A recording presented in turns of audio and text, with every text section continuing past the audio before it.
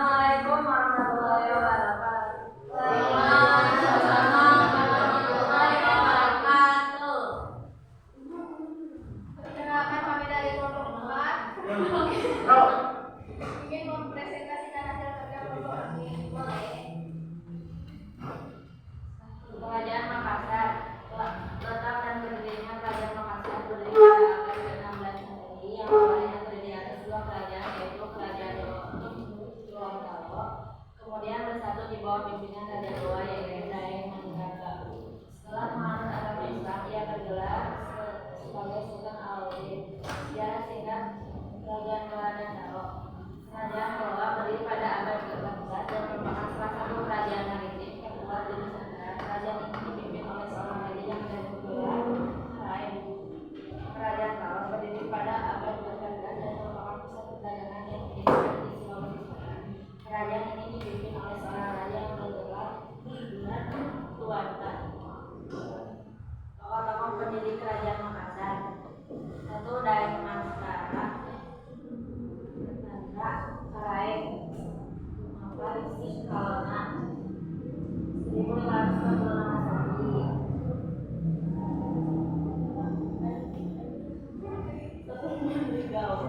Rai Goto Karai Ratu Tumipa Langga 1546 sampai 1555 Masehi. 3. 1. Raja Barani Daeng Korompa Karai Daka Tumibare 1565 sampai 1560. 1. Tengku Karai Daeng Palagung Tumipasulu 1563. Sultan Amin Hamdar 1659 sampai 1560. Sultan Muhammad Ali 1674 sampai 1671. Sultan Abdul Jalil 1677 sampai 1709. Sultan Ismail 1709 sampai 1709. Sultan Hasanuddin yang dijuluki Ayam Jantan dari Timur merupakan tokoh yang terkenal di Kerajaan Gorontalo karena kepemimpinannya yang berani dan gigih dalam mempertahankan wilayahnya dari serangan asing. Dia berkuasa pada tahun 1660 sampai 1669. Sumber sejarah atau peninggalan Istana Kala Lomboa negerinya. Kompleks makam Raja Gorontalo. Masuk jadi kata lengkap.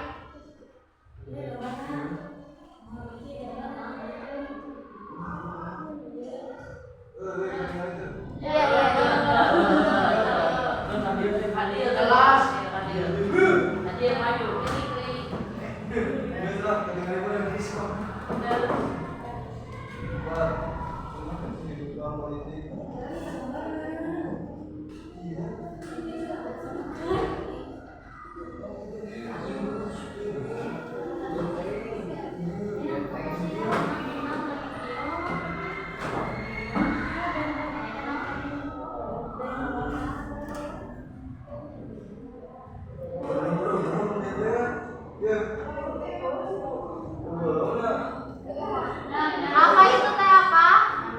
Apa itu teh?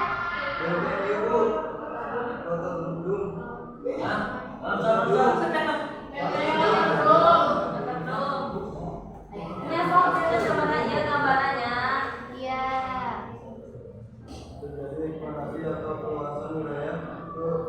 Kenapa sapi enak? Sehingga Kerajaan Makassar menjadi sangat ramai karena tumbuh menjadi bandar perdagangan pada masa Sultan Alauddin, sehingga pemerintahan Sultan Hasanuddin bekerjasama Kerajaan Makassar mencapai puncak kejayaan namun tidak bertahan lama karena VOC dengan melakukan DVD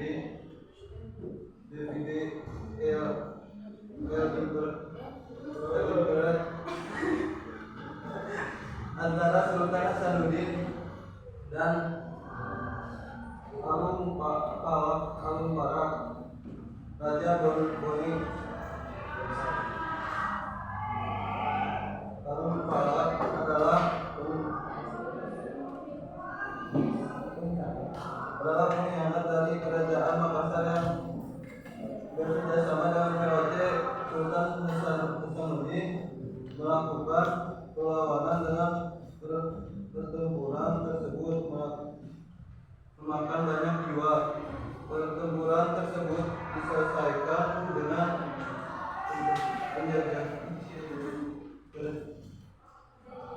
Kemudian Bungaya 1667. Tepatnya tanggal 18 November yang berisi satu, Makassar harus dipersempit hingga tinggal Goa saja. 2. Makassar harus membayar kerugian perang. Yang ketiga, peperangan. 3. Sultan Hasanuddin harus mengakui Harun Malaka sebagai raja Brunei. 4. Buat tertutup bagi orang-orang asing kecuali VOC. 5. Benteng-benteng yang ada harus dihancurkan kecuali benteng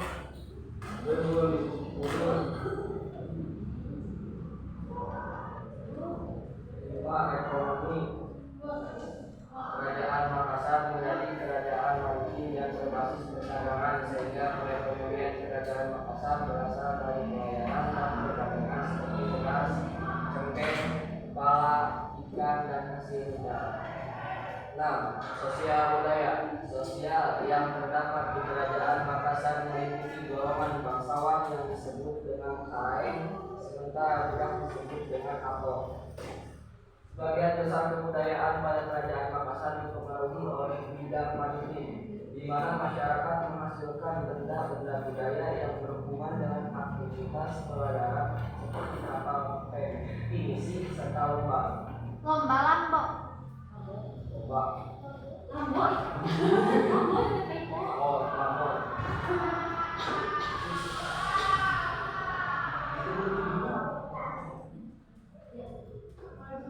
Sistem agama terikat dengan norma adat yang dianggap sakral. Norma tersebut diatur berdasarkan adat dan agama Islam yang disebut sebagai peradaban. Runtuhnya kerajaan Makassar dikarenakan konflik berkepanjangan dengan Belanda serta adu domba di antara masyarakat lokal. Penyatuan dua kerajaan besar di Sulawesi Selatan, yaitu Kerajaan Goa dan Kerajaan Talong, menjadi cikal bakal kerajaan Makassar. Kedua kerajaan ini awalnya sering terlibat persaingan dan konflik. Namun pada tahun 1528 mereka sepakat untuk bersatu di bawah kepemimpinan Raja Goa ke-9. Uma Parisi Kalawanga dan Raja Talong ke-6, Karaeng Matulaya. Penyatuan ini dikenal dengan istilah Dua Karaeng Sekrek yang berarti dua raja satu rakyat.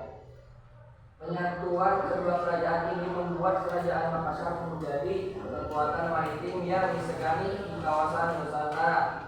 Kerajaan Makassar kemudian berkembang menjadi pusat perdagangan dan penyebaran Islam di wilayah Sulawesi Selatan. Pada tahun 1600